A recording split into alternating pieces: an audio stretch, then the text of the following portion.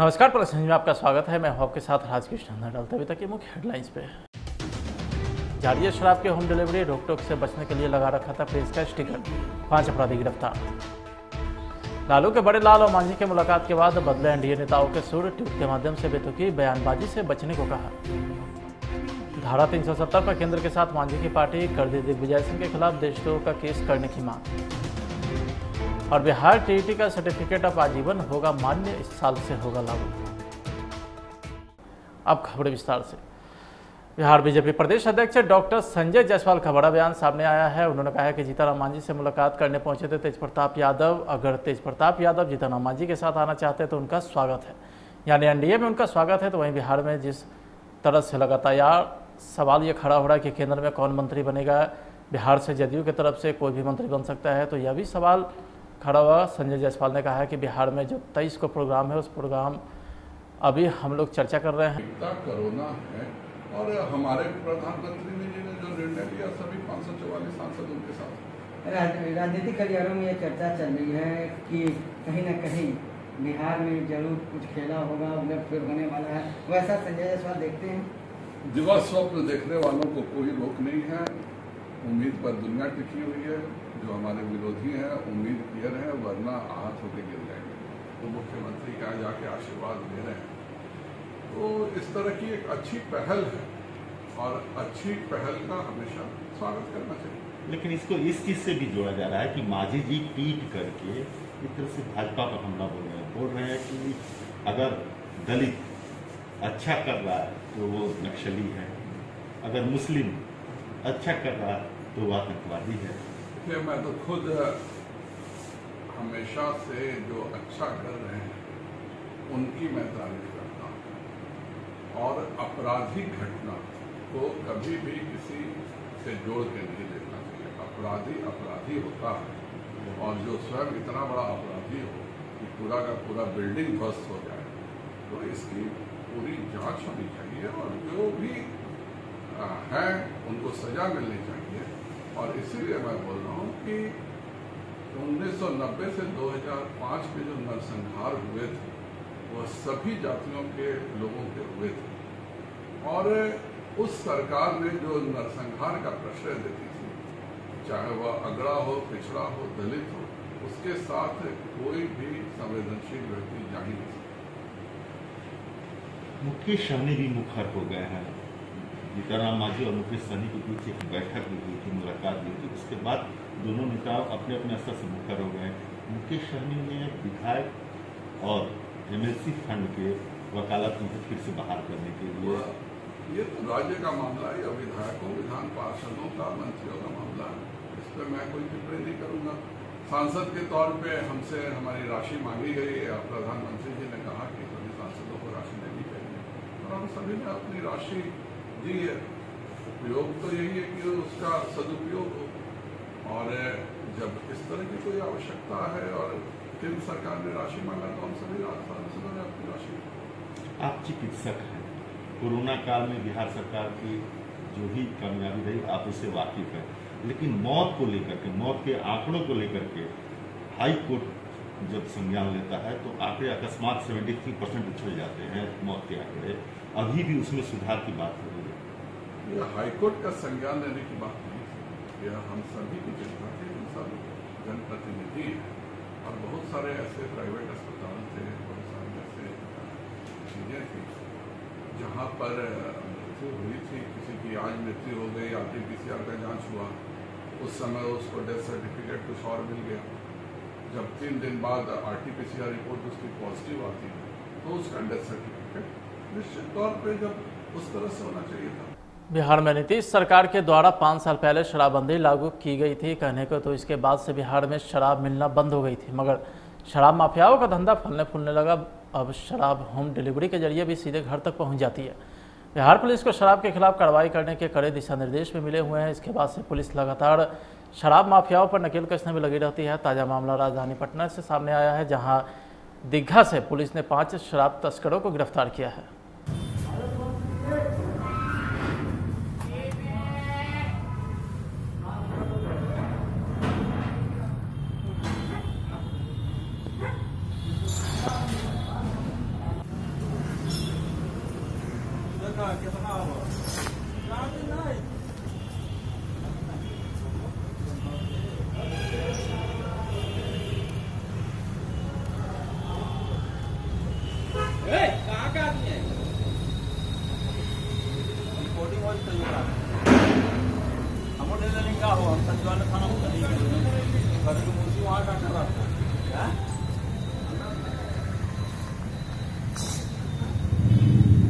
Hello, हाँ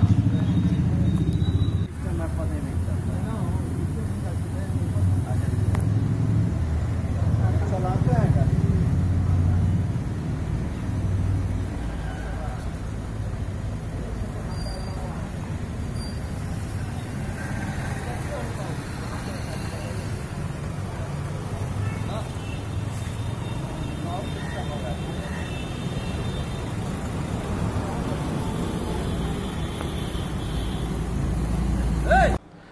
लालू के बड़े लाल और मांझी की मुलाकात के बाद बदले एनडीए नेताओं के सुर। सुशील मोदी ने सफाई दी और कहा है कि कल की मुलाकात को औपचारिक बताया और भाजपा जदयू में लगातार बयानबाजी को लेकर के भी उन्होंने ट्वीट के माध्यम से नेताओं को नसीहत देते हुए बेतुका बयानबाजी से बचने को कहा है और संगठन को मजबूत व मानवता की रक्षा करने की भी बात कही है। बिहार में शिक्षक पात्रता परीक्षा पास करने के प्रमाण पत्र की वैधता अब जीवन भर रहेगी। बिहार सरकार ने यह फैसला केंद्रीय शिक्षा मंत्री के द्वारा शिक्षक पात्रता परीक्षा पास करने के प्रमाण पत्र को आजीवन वैध किए जाने के निर्णय के बाद लिया है। राष्ट्रीय अध्यापक शिक्षा परिषद की ओर से हाल ही में जारी निर्देशों पर शिक्षा विभाग ने टीईटी प्रमाण पत्र की वैधता 7 साल हुआ करती थी। बिहार के शिक्षा विभाग के उप सचिव अरशद फिरोज की तरफ से यह आदेश जारी किया गया है। टीईटी की ओर से जारी पत्र के आधार पर टीईटी प्रमाण पत्र की वैधता 11 फरवरी 2012 के ताउम्र की जाती है। इस आदेश के तहत बिहार में पहले हुए टीईटी के लिए मई 2012 से जारी प्रमाण पत्र की वैधता आजीवन की जाती है। धारा 370 की फिर से बहाल करने की बात को लेकर के मध्य प्रदेश के पूर्व सीएम और कांग्रेस के बड़बोले नेता दिग्विजय सिंह चारों तरफ से घिरते नजर आ रहे हैं। जहां भाजपा ने उनकी सोच पर सवाल उठाया, वहीं पिछले कुछ समय से केंद्र सरकार पर सवाल भी उठा रहे हैं। मांझी की पार्टी ने यू टर्न लेते हुए दिग्विजय सिंह के खिलाफ बड़ी मांग कर दी है। पार्टी के राष्ट्रीय प्रवक्ता दानिश अजमान ने कहा है कि दिग्विजय सिंह के पाकिस्तान राष्ट्रहित में साजिश रचने की भी बात कही है। हम प्रवक्ता ने केंद्र सरकार से मांग की है कि दिग्विजय सिंह जैसे नेताओं के खिलाफ देशद्रोह का मुकदमा दर्ज करें। देखिए, दिग्विजय सिंह के बातचीत और पाकिस्तानी पत्रकारों के खिलाफ, देश के खिलाफ रची जा रही साजिश से एक चीज़ स्पष्ट हो चुकी है कि कांग्रेस और उनके दल के जो नेता हैं वो निसंदेह राष्ट्रहित में के कार्यों में हमेशा संलिप्त रहते हैं। कभी ये पाकिस्तानी आतंकवादियों को अपना भाई बताते हैं, कभी पाकिस्तानी पत्रकारों के साथ साजिश रचने की बातचीत करते हैं। तो ऐसे नेताओं पर मैं मांग करता हूं कि केंद्र सरकार को देशद्रोह का मामला दर्ज करना चाहिए। पटना के खगौल लक्ष्य से एम्स जाने वाली सड़क पर तेज रफ्तार तेल टैंकर ने ऑटो कार में जोरदार टक्कर मार दिया है। इस भीषण सड़क हादसे में ऑन स्पॉट कार सवार 3 युवक की मौत हो गई, जबकि 2 अन्य युवक गंभीर रूप से जख्मी हैं। मौके पर मौजूद लोगों और पुलिस की मदद से इस भीषण सड़क हादसे के बाद घायलों को एम्स के नज़दीक एक निजी अस्पताल में भर्ती कराया गया है, जहां चिकित्सक ने 3 युवक को मृत घोषित कर दिया। तो वहीं अन्य 2 घायल का हालत चिंताजनक बताई जा रही है। मृतक व घायल के परिजनों को जब खबर मिली तो परिजनों में कोहराम मच गया। दुर्घटना की खबर मिलने के बाद विधायक गोपाल और रविदास अस्पताल पहुंचे और घटना पर अफसोस भी जताया। विधायक ने सड़क जाम घटनास्थल पर पहुंचे और लोगों से समझा बुझा करके सड़क जाम को समाप्त करवाया।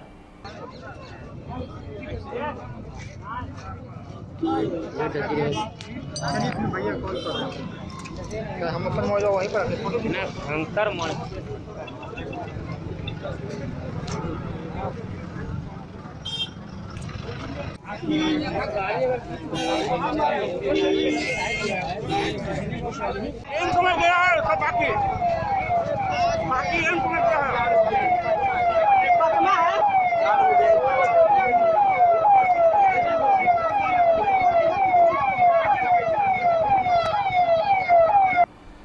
औरंगाबाद जिले में जिला परिषद के सभागार में जिला पंचायत संसाधन केंद्र भवन का निर्माण दीनदयाल उपाध्याय पंचायत सशक्तिकरण पुरस्कार के तहत रफीगंज डाक बंगला के रिक्त भूखंड पर पार्क का निर्माण, नवीनगर निरीक्षण गृह व गो निरीक्षण गृह का चहारदारी निर्माण व अन्य निर्माण कार्यों का शिलान्यास कार्यक्रम जिला परिषद औरंगाबाद के अध्यक्ष नीतू सिंह के कर कमलों के द्वारा किया गया।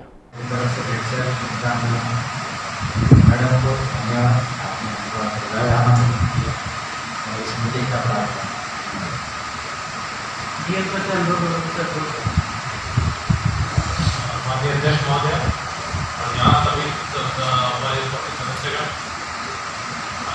इस जिले का हमारा जो 1.5 साल का दौर रहा है, यहाँ के जनप्रतिनिधि काफ़ी बेहतर काम करके आए हैं। Across the party line across post की, चाहे नगर परिषद के हो, चाहे जिला परिषद के हो, चाहे हमारे यहाँ के MPA वाले हो, सभी ने को लेकर, मरीजों को लेकर आपको हमेशा तत्पर रहे थे। सभी जनप्रतिनिधि, बाकी लोग भी इसी तरीके से लग के काम किए हैं जनता के लिए। तो अच्छा लगा देख के कि जनप्रतिनिधि हमें काफी एक्टिव है और काफी सदा पब्लिक से जुड़ाव बहुत अच्छा है और उसका लाभ भी हमको। सुपौल के त्रिवेणीगंज अनुमंडल अंतर्गत थाना क्षेत्र के पकड़ी में अज्ञात अपराधियों ने 2 युवक की गोली मारकर मोबाइल व बाइक लूट ली। त्रिवेणीगंज थाना क्षेत्र के पकड़ी व बेलखौड़ी के बीच 2 बाइक सवार बेखौफ अपराधियों ने एक बाइक पर सवार 2 युवक की गोली मारकर मोबाइल व बाइक छीन चलते बने। गोली लगे युवक में अमृत आनंद यादव जो जदिया थाना क्षेत्र के मानगंज पश्चिमी पंचायत का है, तो वहीं दूसरा युवक गोविंद कुमार छातापुर थाना क्षेत्र के सिंगवाड़ा पंचायत का रहने वाला बताया जाता है। दोनों एक साथ बाइक पर किसी रिश्तेदार के यहाँ से दाह संस्कार में शामिल होकर अपने घर वापस लौट रहे थे।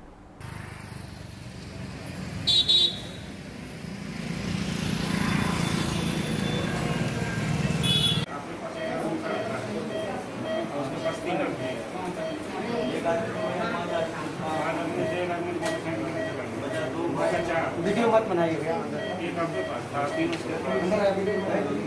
मामला हुआ भैया, क्या परेशानी है? भैया गाड़ी से हम लोग जा रहे थे, 2 गाड़ी से लोग लगाया, एक गाड़ी आगे से लगा दिया, घेर लिया हम लोग को, पीछे से एक गाड़ी आया, उसके बाद जो है बोला गाड़ी से उतरो, हम लोग गाड़ी से उतर गए मादर चौक। उसके बाद मोबाइल छीनने लगा, बोले भैया मोबाइल रहने दो कम से कम, मोबाइल नहीं दिए, मादर चौक गोली मार दिया, मोबाइल छीन लिया। पर्स में मेरा 50,000 टका था वो भी ले लिया, 50,000।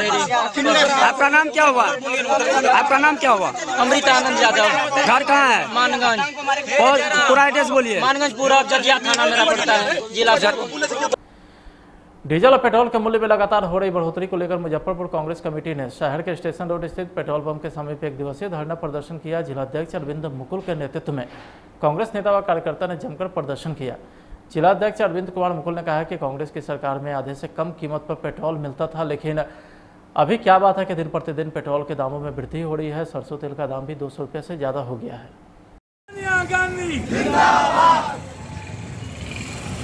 लगाइए।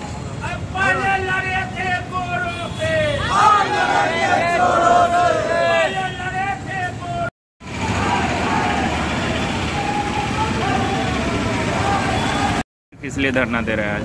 अखिल भारतीय कांग्रेस कमेटी के निर्देशानुसार मुजफ्फरपुर जिला कांग्रेस कमेटी के तत्वाधान में बढ़ते डीजल पेट्रोल मूल्य वृद्धि के खिलाफ LK Bose petrol pump railway station near petrol pump के समीप हम लोग धरना दिए हुए हैं।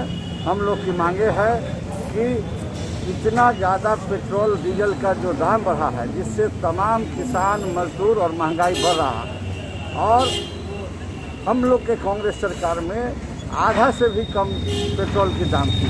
क्या बात है कि दिन प्रतिदिन पेट्रोल का दाम बढ़ता जा रहा है, 100 रुपया पार कर गया है। सरसों का तेल 200 रुपया से ऊपर है। बढ़ती महंगाई चरम सीमा पर है। मिडिल क्लास मजदूर किसान सब त्राही मांग कर रहे हैं।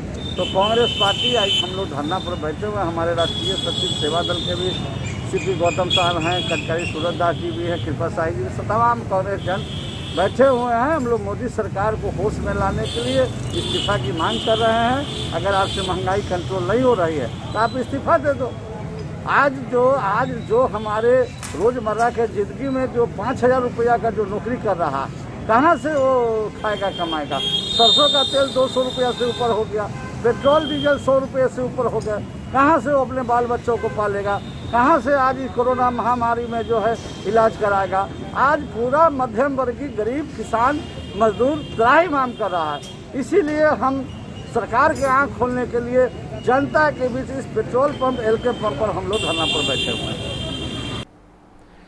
राष्ट्रीय जनसंभावना पार्टी के राष्ट्रीय अध्यक्ष उपेंद्र सहनी ने कहा है कि बिहार सरकार के द्वारा कोविड-19 से मरने वालों को प्रत्येक व्यक्ति को 4 लाख की मुआवजा राशि दी जाए। इस निर्णय को हम अपने पार्टी की ओर से पुरजोर स्वागत करते हैं, लेकिन सरकार के द्वारा 7 जून तक कोविड-19 से मरने वालों की संख्या सिर्फ 5458 है, लेकिन 8 जून 2021 को निर्गत मौत का आंकड़ा 9375 है। यानी हम अपने पार्टी की ओर से बिहार के मुख्यमंत्री एवं स्वास्थ्य मंत्री से मांग करते हैं कि इसमें गहन और सघन से जांच करके इस महामारी से मरने वाले प्रत्येक व्यक्ति को 4 लाख रुपए के मुआवजा मिलनी चाहिए।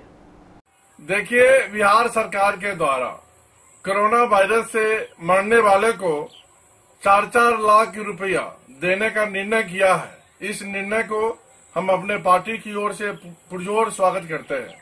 लेकिन बिहार सरकार के आंकड़े के हिसाब से कोरोना महामारी से 5,000 समथिंग रिकॉर्ड में है, लेकिन कोरोना से मरने वाले की संख्या बिहार में अधिक है। इसीलिए एक भी व्यक्ति छूटना नहीं चाहिए।